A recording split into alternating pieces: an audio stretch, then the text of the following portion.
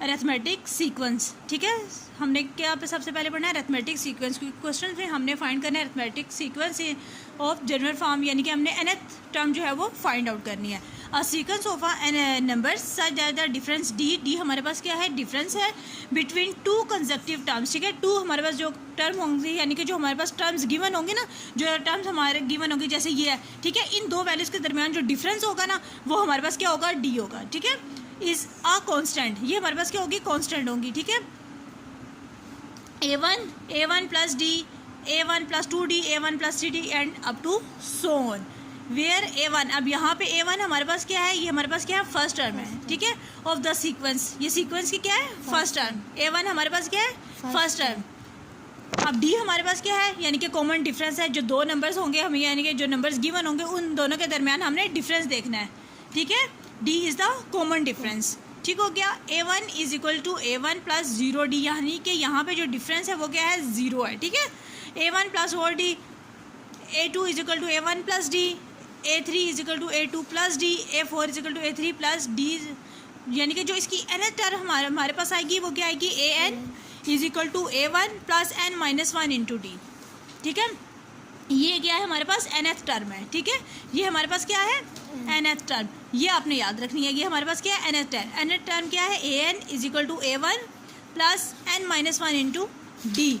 ठीक है, वेयर, अब यहाँ पे हमने बताना है कि an is the nth term of general term, यानी कि an यहाँ पे क्या है, ये हमारे पास एक जनरल टर्म है इसकी। ठीक है, यानी कि क्या है, a1 a2 a3 a4 and up to so on an आ गया। ठीक है, और ये चीज़ क्या है, इसकी nth टर्म है, यानी कि इसकी nth टर्म है। समझ आ गई है, समझ आ रही है ना मैं क्या कह रही हूँ।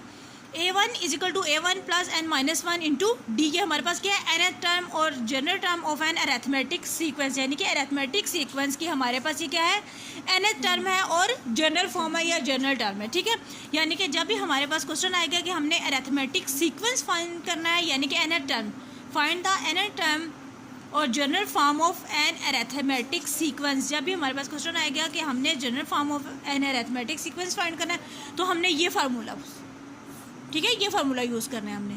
ठीक हो गया, क्वेश्चन हम इससे सॉल्व करते हैं। ठीक है, ये हमारे पास क्या क्वेश्चन, फाइंड द nth और general term of an arithmetic sequence. Question हमें ये गिवन है 2, 5, 8, 11 and up to so on. ठीक है, अब यहाँ पे हमारे पास, अब देखो क्वेश्चन हमारे पास, यानी कि फार्मूला हमारे पास ये था। ठीक है, हमने बेसिकली फाइंड क्या करना है, ये फार्मूला हमने फाइंड करना है। ठीक है, an is equal to a1 plus n minus 1 into D. ठीक है, अब यहाँ पे a1 क्या होगा, 2, a1 की जगह हमने क्या पुट करना है, 2, n की जगह हमने क्या पुट करना है, एड के n माइनस 1 इंटू डी की जगह हमने क्या पुट करना था, 3, यानी कि डिफरेंस, इन वैल्यू के दरमियान जो डिफरेंस है हमने वो पुट करना है। ठीक है, अब यहाँ पे हमने फाइंड, क्योंकि हमने nth टर्म फाइंड करनी है ना, यहाँ पे हम पुट करते हैं क्या आएगा, an which is equal to a1 की जगह क्या आ जाएगा, 2 plus into n minus 1 into D की जगह हम क्या पुट करेंगे, 3। ठीक हो गया, 3 पुट कर दिया।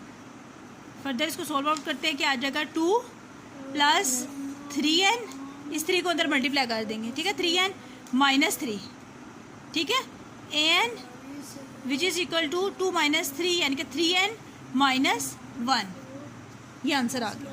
ठीक है, ये हमारे पास आंसर क्या आ गया, an हमारे पास क्या आ गया, 3n माइनस 1, यानी कि हमारे पास क्या है, ये जनरल टर्म है, यानी कि nth टर्म है किसकी, अरिथमेटिक सीक्वेंस की।